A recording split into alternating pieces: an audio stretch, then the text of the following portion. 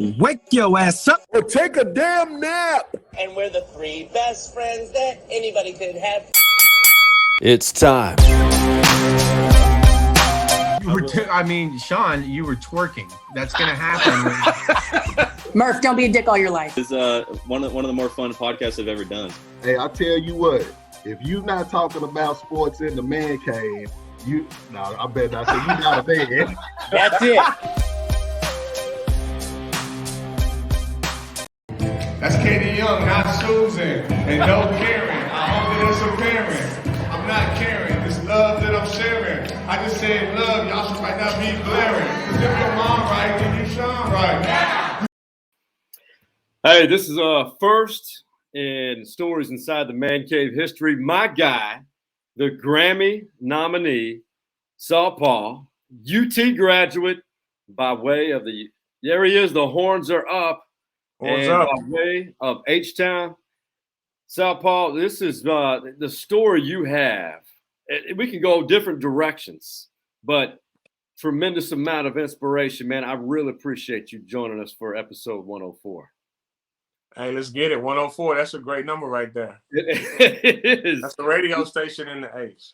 Oh, that's right. Is it 1049? 1049? Well, no, we got 1049 here, but yeah, and usually it's 104.1. It's old school. Yeah. Also 102, 97.9. But anyway, the box. Hey. Yeah. Hey, before we get going, this episode we have to thank all of our family of sponsors and partners. This particular episode brought to you by Farmhouse Delivery, organic produce, organic meats, all grown in this great state of Texas. Perfect time for the holidays. Log on to farmhousedelivery.com and they will deliver it to your doorstep, and use the promo code MANCAVE for 20% off of your first order. Now, the video you saw was at a function at Q2 Stadium, the MLS stadium, for Partnerships for Children. And I think there were a few. You've done work with Partnership for Children, but the foundation. Amazing work.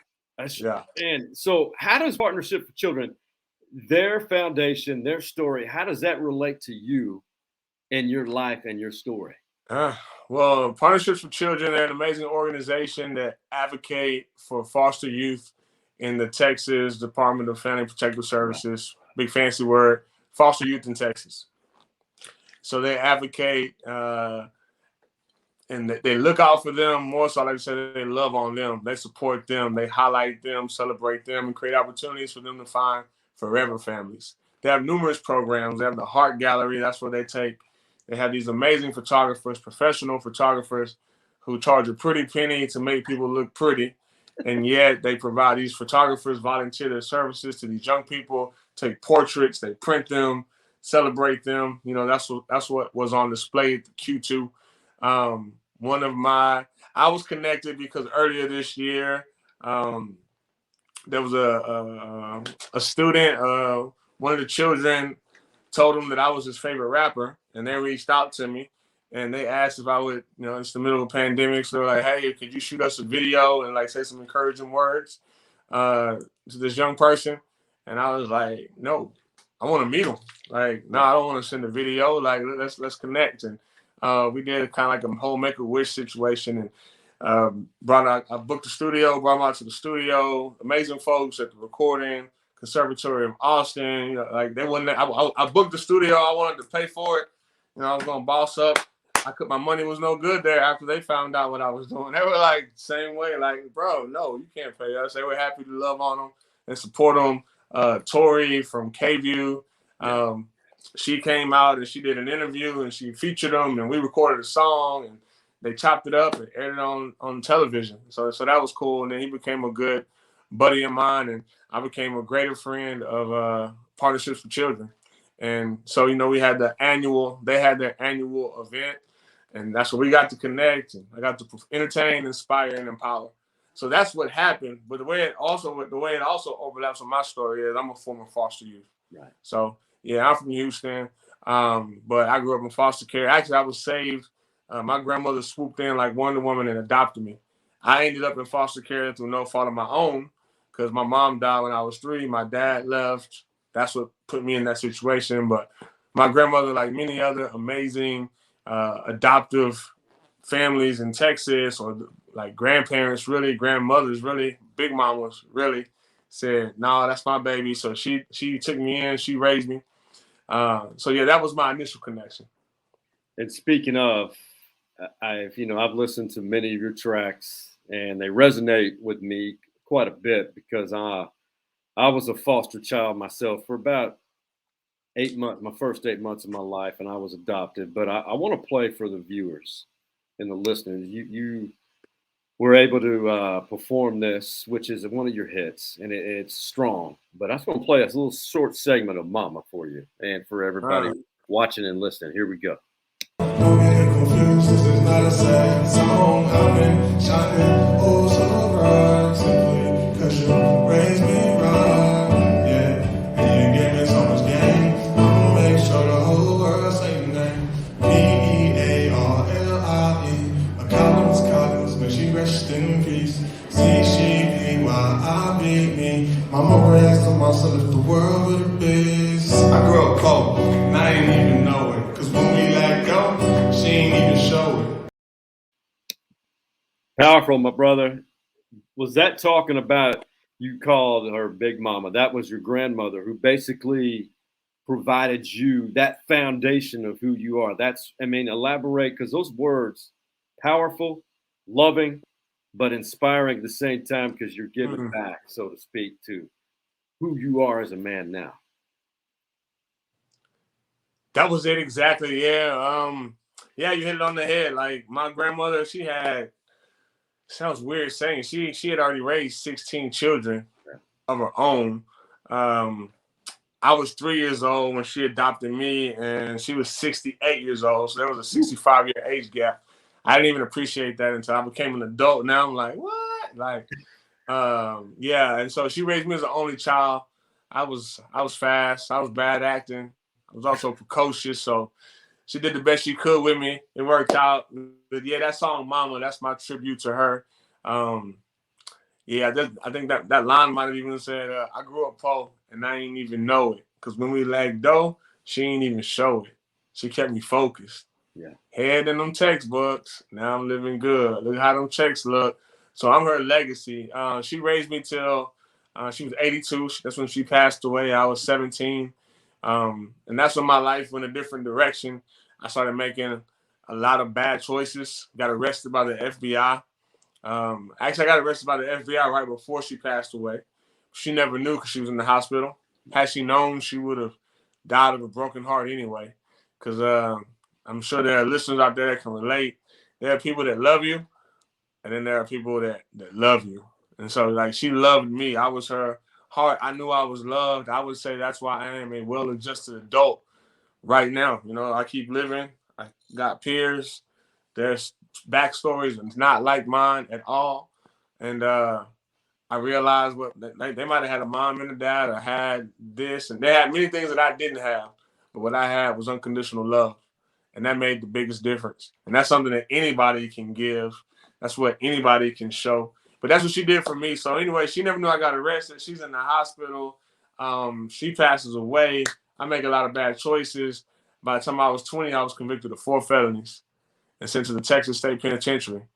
And it's when I was in the Texas State Penitentiary at 20 years old.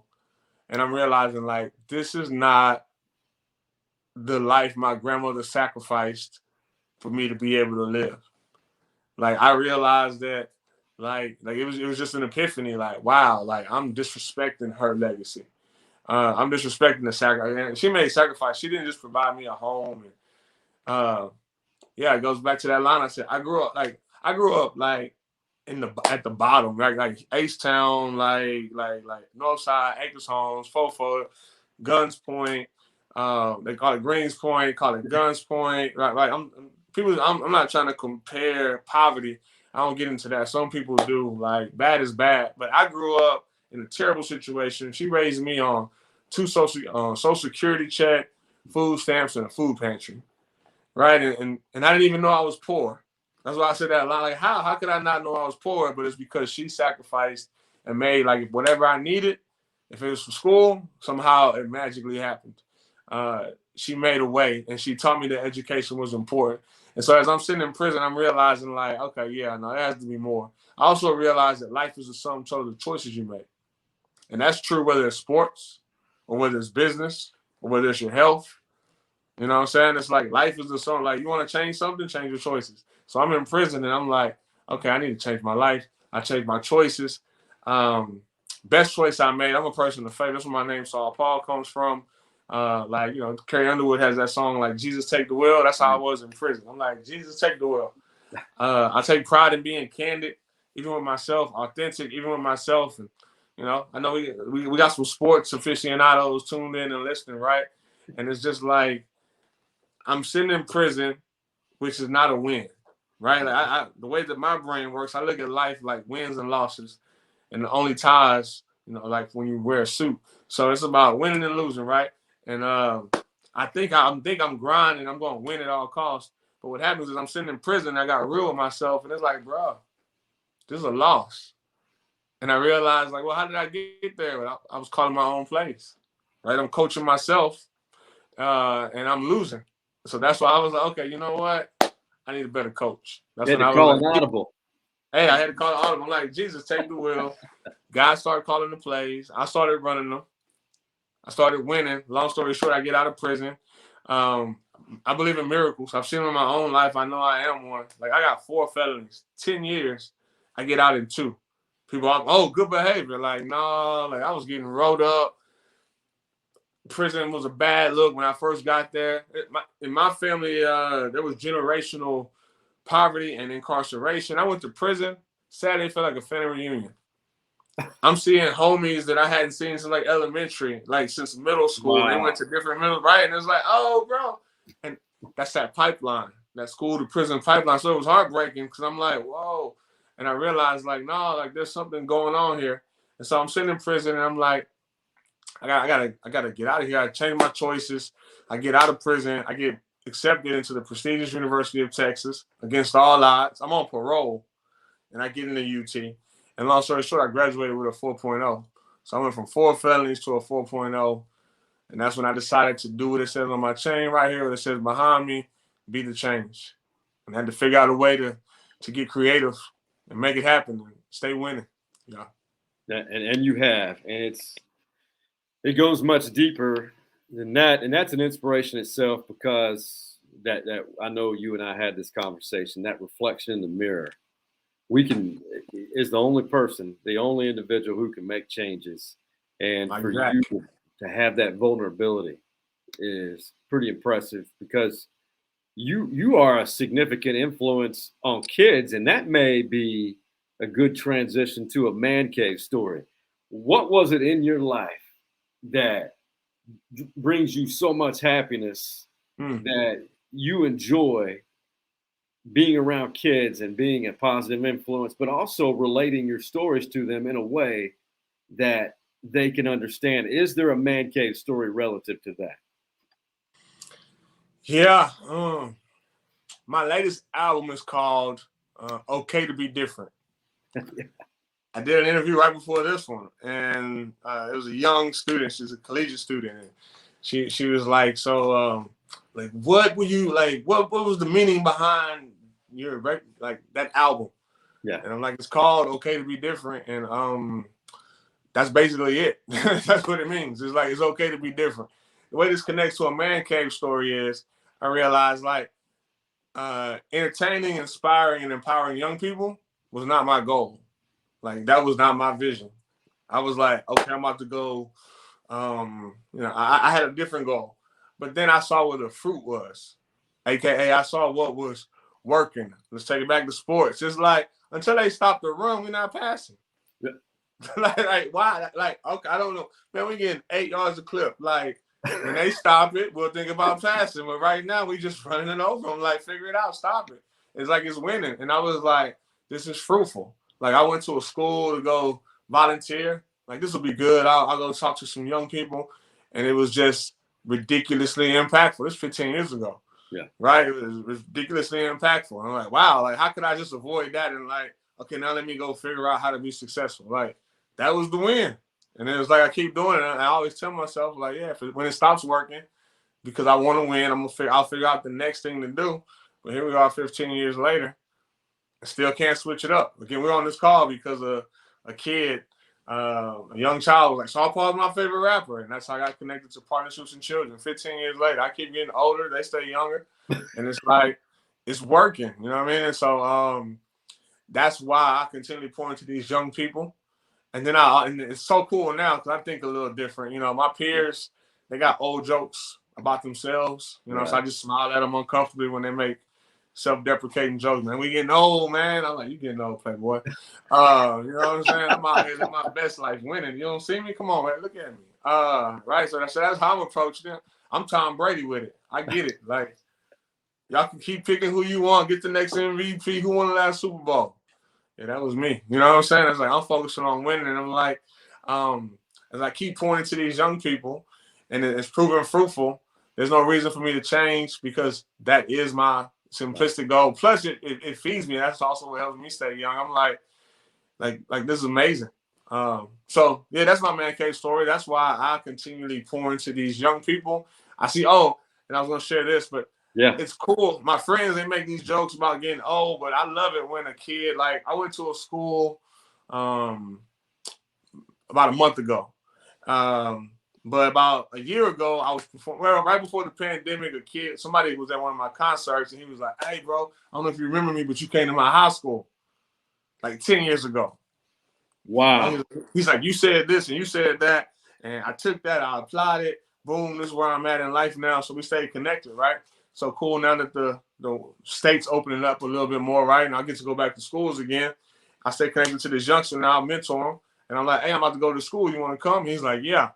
So that's like this full circle moment where I'm like, I met this kid when I was visiting a school talking about life is a sum total of your choices. Change your choices, change your life. You can dream in 3D. And now here he is, a mentor for these other young people that I'm now speaking into their lives because, it's still working. Because I'm also trying to figure out how to amplify. My goal is to change the world. I realize I accept now that I can't do that on my own. So I have to empower others to play part so that we can all shine our lights and be the change. You are making a significant difference. There's no doubt because you just relayed a story. These are the kind of stories I love. You know, you impacted. If we impact one person with each story, listen. That was one of the premises of this podcast when we started it during the lockdown. One person, that's all we need to affect. Because as you notice, man, it's a domino effect. And that's and now you're not only helping young people and from your experiences and using your platform to now you're a Grammy nominee. Did you ever dream that? Did you ever dream that would be something that your name would, or you and your talents would be associated with? No, I think big and whatnot. But no, I didn't. Like that wasn't a goal. I didn't dream it. That was like, yeah, that's for them, not me. But there is that part of me that's like, I tell you when something changed though, right? Like in 2017, I was nominated for Austin under 40 award. Quite prestigious, the who's who of professional in Austin, yada yada yada. And I was in the arts, music, entertainment division. And me, it's that athlete in me. It's that player coach. Like I like to control what I can control. Yeah. So I don't want to bank on what I can't control. So when it comes to awards, like I can't control that. See, I play a game. I can come up with a game design, and execution is on me, and I can dictate if I win or not. But when it comes to an award, you picked me. If I was the people, I don't really get to decide who wins. I don't like that. So being nominated is enough for me. So I'm at the Austin Under 40 Awards. I'm like, wow, I can't believe it. So this is cool. And then I end up winning. Blew my mind. Like that's the last time. That was one of the few times in my adult life I've been surprised. Right, I'm an entrepreneur. Entrepreneurs and coaches should not be that. Like entrepreneurs and coaches should not often be surprised. No. Because you're supposed to control it, you know what I'm saying? Like the people in the stands, like, whoa, we did it. The coach is like, yeah. All right. Come on, special teams. Like on to the next play. So you're right. So this is one of those, and I'm like, whoa, I didn't expect this. And so I get Austin Under 40 for that category. And then fast forward later that evening, I won Austin Night of the Year. Now that was mind blowing. I didn't know this was a thing. Like Michael Dell, Kendra Scott, and others have won Austin Night of the Year. And so they picked the winners, and then it's the winner of the winners. And like that blew my mind. I was like, okay, cool. That was a boost. That was a level up. I think that might be harder than winning a Grammy, actually, because I was like I don't look like most people in Austin. But not just because I look better than most people. I'm talking about Maryland, right? You know what I'm saying? But it's like, and I'm not that person that acts like, yo, it's all good. It ain't all good. Like bias is real, racism is real. It is. Yeah, no, like I keep it 100. So it's like that's why I don't even expect stuff like that. I love it, and it's like that happened. I'm like, whoa, and then that got me just thinking. I also saw the elevation that came with that, and it's like, wow, if we did that, what else can we do? And then, Grant, you know, I was actually on the board of the Recording Academy. That's who produces the Grammys. And then I went to the Grammys later that year, in 2017, I want to say it was. At that point, I saw and then it's like, okay, I need a goal, right? Hopefully my Longhorns are thinking national championship next year. Woo! Don't matter that we had a losing record. Call that what that is. Yeah, we got a losing record. Stop it, people. Stop it. That's very. Speaking of that, we gotta pay tribute to a sponsor and the RBI, the organization I'm a mentor for. I'm gonna show you how you can donate. Not you, but in general, people watching to the end of the year giving drive. Just make it rain, so to speak, for the holidays. Hey. And our Hook'em alumni, we're going to briefly talk about Texas football and a busy week it's been as SaulPaul turns his sports-centric mind on. Hey, and that is coming up. I stay there. That's the cheat code. You know, it's a cheat code, man. Like, sports are an analogy for life, people. It is. You ain't got 3 hours to just sit and watch other people live that dream, I hope. Like, I don't got 3 hours to just sit and watch somebody else live that dream. I don't. I'm trying to plan for the future, and we're going to discuss that, my man, on the other side. If I watch the game and I'm getting life lessons from it, it's like watching a TED Talk. You know what I'm saying? Like, oh, I caught that. Oh, I see that. Oh, I can apply that. How do I make that relevant to my life? Okay, yeah. That's it. And we're gonna discuss that a little bit because we're gonna have about 10 minutes with SaulPaul on the other side of this break.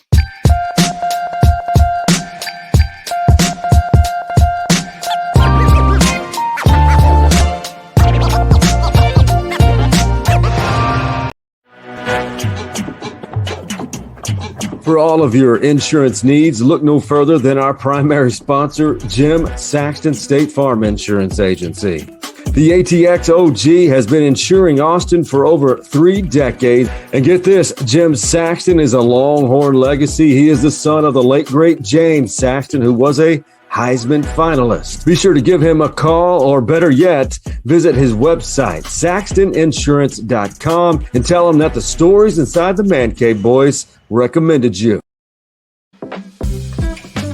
It's the holiday season, and it's the season of giving, and I may have the best idea for a gift that keeps on giving. I am a proud mentor for RBI Austin, and 6 years ago, I gained a mentee and his entire family, thanks to RBI Austin. Just check out those smiles on the pic to my left over here. Can't find my left. Now, our focus for this year's RBI Austin end-of-year giving campaign is kids deserve to be kids. It's the truth. But what's fact is, in Austin alone, there are thousands of inner-city kids who aren't able to really be kids, but they all deserve to be.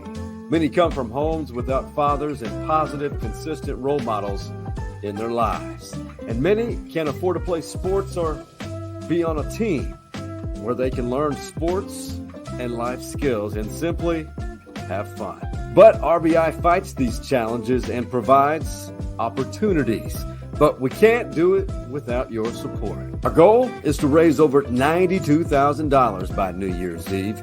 That is to ensure over 1,300 RBI Austin kids to continue to be a part of a positive Christian community. You can make a year-end donation by visiting the website listed on your screen there, and you can simply text the word donate to the number listed, or you can mail a check to the P.O. Box address you see at the bottom of the screen. Your support will allow kids to be kids.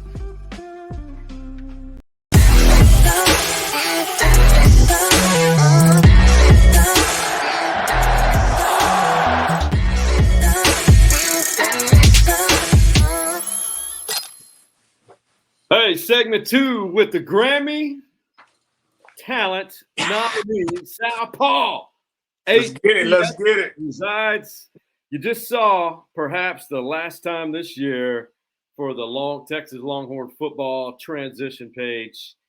5-7 under Steve Sarkisian. SaulPaul, the Grammy nominee. I know I've said it because I'm proud of you. Your take on this football program at Texas and what they experienced this year, and what's your vision moving forward in the Sark era? Whew. Let me run through this like Ricky back in the day. I'm gonna dodge all the pitfalls, you know what I'm saying? Follow my blocks. I'm just gonna focus on next year. That's where I'm at. It's so crazy. The thing about Texas, if you win out, like everything changes. Yeah. So it's crazy. I do want to check everybody else that has like that crazy, like all my peers who were like, it's just Texas. I think they just believe in like the brand is like a genie or something. Like if you just say it, it's like, I don't know, I can set people off. It's like when people been talking about the Cowboys for forever. Like they're great. They're good this year. Like anything can happen this year, but stop it. 5 years ago, it's like what about them boys? Stop it, man. Like what about them? It's like you believe in the brand is bigger than the product.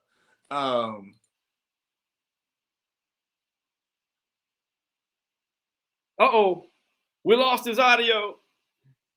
I'll wait for it. There it is. Cool. See, stuff happens, you have to deal with it. All I will say is it's not fair. That's why they hate us. But just what would happen? Different question. What would happen if Texas won out next year? They'd be in college football playoff talk.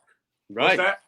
If they went out next year, this season would be forgotten. Plus, that more haters would come out. Yeah, right. Because look, it's not fair. It's like Cincinnati won out. They might have won out last year, and they went out this year, and everybody's still waiting to figure out how to screw them so they won't be one of the four. But that's a different. We don't have time for that. That's a different conversation. That is. If Texas won out, you know, it's like so that's what I'm looking forward to this year. We'll see what. Hopefully, we can be like. Baylor was trash last year, right? The record. They were a new coach. Once they were like 2-8, something like that. Yeah, they weren't. Yeah, they okay, but now they're in the Big 12 championship. That's 2 rebuilds in 3 years. Yeah, but look, I'm just saying, like last year, trash. This year, Big 12 championship. Right. So hopefully that's us next year. Sark, hopefully he knew. People talk about, I know he's done his thing and yada yada yada. Like this is Texas. We crazy here. We like that. So so hopefully that gets all navigated and worked out. If we went out, we'll be in a good place. That's me looking forward. That's the way I'm hardwired. I just look forward. We gotta let what was go. Clearly that was not ideal. I'm glad we took it out on a win. Yeah, and then look forward to next year. Yeah, what are your thoughts? What you think? You know what? I think there were a lot. Here's the term I've been using a lot. Residual systemic issues have plagued this program for 12 plus years. And I think Sark is battling it. You've got to get all the 45 Jerry Jones boosters to realize, okay, we need you and your financial resources, but we don't need your input on how to run the program. And that has been a problem, I think, for decades. But I think Sark is breaking through that barrier. I think Chris Del Conte is the guy who's going to lead us, or not us, but lead the program.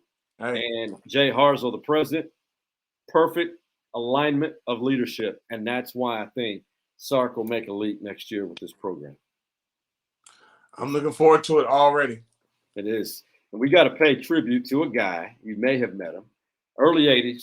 He was the number 1 overall draft pick by the New England Patriots. Kenneth Sims, one of the biggest, baddest dudes to ever wear a Texas Longhorn uniform, finally will be inducted to the College Football Hall of Fame early next week. And this is a kind of a snippet from the Longhorn Network about Kenny. He frequents Cover 3, by the way, and everyone loves him there. He has quite a fan following. Those nachos at Cover 3 are top notch. People don't know. Don't know. The nachos are top notch. You heard it here first, SaulPaul, with the endorsement of the nachos at Cover 3. I have to agree with you, buddy. This is Kenny Sims. Listen to this. This is him talking about when he played SMU, I think, in 81, 82, and they were criticizing Kenny before that game. If it would play. Number 1 in the nation the week before, we get boat raced in Arkansas. So everybody thinks the best team money can buy, they're going to run through Texas like doo-doo through a goose. And we had a strong senior crowd, especially on defense. And we went out there and we shut them down. I think I sacked the quarterback 4 times. I made him cry like a baby, big crocodile tears. Because he had a guy that had been talking trash all week. He said I was a paper All-American. Sims in the Texas defense stifled SMU's offense and Heisman finalist Eric Dickerson as the Longhorns won 9-7. Sims' senior season was cut short due to injury, but his resume had him in line to be the top pick in the NFL draft. New England Patriots first-round selection, Ken Sims, defensive end, Texas. He was a bad man, and he's a great man, Mr. SaulPaul. Ran through him like doo-doo through a goose. Hey, we need to start using that more often. I'm going to bring it back. I already got it right there, yeah. Let's run that back. We're running out of time, but I want to do what we always do, and that is end things on a positive note and inspire people. Hey, man, tell me something good.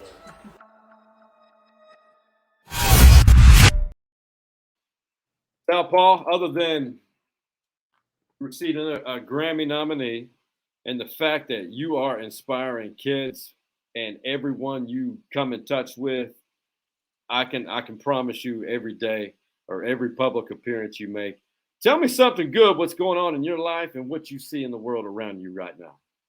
Man, what I'm most excited about is Change Water. You can go request this at your local HEB, Whole Foods, Sprouts, Wheatsville Co-op, or just go to Amy's Ice Cream, Slab Barbecue. Ooh. Those are folks that carry it. You know, you can get that. And via this QR code right here, we're highlighting the foster youth that Partnerships for Children are highlighting. So you can go to the website if you want to know more about that. To me, I'm what would be the purpose of a platform if I didn't use it to illuminate what needs to be highlighted? And so we're using this QR code in our bottles. We're selling in thousands and thousands of these bottles every month. Can't wait to take that to millions and continually highlight good. So that's something good right there. Also, I just want to encourage anybody that's listening to recognize that you were born on purpose with a purpose. And just like the flight that I'm going to catch tomorrow, right? I got a flight. I'm flying to Santa Monica actually to go pitch and talk about Change Water. So hopefully somebody like Coke or somebody will acquire this and take it big, right? But anyway, when I go catch that flight, I have my seat already reserved. And so it doesn't matter if I'm in priority boarding or if I board last. My seat is my seat. I can't lose my seat. It's reserved for me. That's what destiny is like. Your destiny is just there waiting for you. So maybe you've been getting it. Maybe you walking in it. Cool. Help somebody else then. Or maybe you feel man, I've been so caught up. I had kids. I'm being a good husband. I'm being a good spouse. I'm being a good this. I do my job well, but I'm really not walking in my purpose. It's never too late is my point. It's never too late. Your destiny is reserved. When I was in prison, I got into the study of words, etymology. And when you look at the word destiny, then you look at the word destination. They're connected. Your destiny is like a destination, and destinations don't move. It's just like when you're driving, you're following Siri. I don't know, like Apple Maps. I don't know why you'd be using that, but you should use Google Maps. But if you're using Google Maps, right? And even though you take a wrong turn, I know somebody can feel this. Like, you waiting for that exit. You've been looking for that exit for like 10 minutes, and it's like, okay. And then you drive past the exit. Then you got to go on the flyover, come all the way back around. Cool. The destination didn't change. It just added a little time. It was like, you will be there in 3 minutes. You'll be there in 8 minutes. You know what I'm saying? It just added to it, but it's still there. So to tell me something good that I'm sharing is like, everyone has a destiny. Everyone has a purpose. It's sitting there waiting on you. Change your choices. You can change your life. Change your choices. You can dictate whether you get there sooner. And even if you feel behind, it's all good. Like, you still living. You just survived the pandemic. Come on. What are you really complaining about? Like, go get it. And once you succeed, that's not even the goal. It feels like all I got to do what I got to do to succeed. I mean, when you succeed, what are you going to do with that success? So I'm thinking about that part. And like me, that's what I'm all about. Like, okay, cool, I'm going to succeed. I'm sitting in prison. So what? I'm successful now. Yeah. I'm like, when I get the Grammy, what am I going to do? It's just going to open new opportunities. I'm going to leverage that and do more good. What are you going to do? So, yeah. I'm SaulPaul. If you want to contact me, catch up with me, I'm easy to find. SaulPaul. Visit the website, SaulPaul.com. Social media, @SaulPaul. Or if nothing else, just Google me. Love it. That's strong. But most importantly, that's inspiring and profound. SaulPaul. I love it. And I love your music. And you know what? It's that's the thing about music. It breathes continuously. I'll tell you something good before we wrap things up. A couple things really quick. Met with a friend of mine, head coach of LBJ, the Jaguars. They're 2 wins away from a state championship. Tragically, lost his son recently. Great conversation. But what is good out of this is the simple fact that we see this great community of ours rallying around him and his family. And that includes everyone trying to tell the story and relay the information to learn from this, to help our youth. And there's so much love. And we had a great conversation about that because of what he had lost. And we briefly lost SaulPaul. But what I'll tell you about SaulPaul, great human being. We're lucky to have him here on Stories Inside the Man Cave. Much love, my friend. Let's collaborate. And you continue. I love it. No, you didn't lose me. I was just trying to take a photo. But since we're here, go ahead and smile for the camera. I took one, but you weren't smiling. So hold up.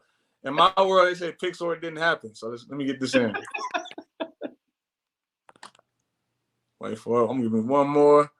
Yeah, that was a good one. But just because. Got him, coach.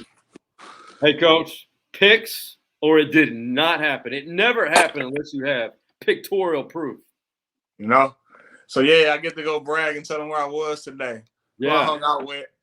Coming straight. Hey. What's that smell, SaulPaul? Been in the man cave, baby. I'll tell you what, man. I got to proof that I was in the man cave with my guy. Here we go. SaulPaul. Here we go. Let me scoot over. Let's look up. We got it. We good. Coffee. Hey, Cosmic Coffee. That's a great sponsor right there. If we weren't doing this on, like virtually, if we meet in person, we got to meet at Cosmic. That's a great spot. We do that, and we can always have another episode and actually record it. We may go live from there next time. Hey. We may be celebrating your Grammy. That's a good one. All right, bring it back. Yeah, there we go. Done. For the talented SaulPaul and the Man Cave OGs, that being Big Mike, Coach Mo, and the Hardball Harge. We out. You see the drippy, I'm fitted up. Hop in my car and the giddy up.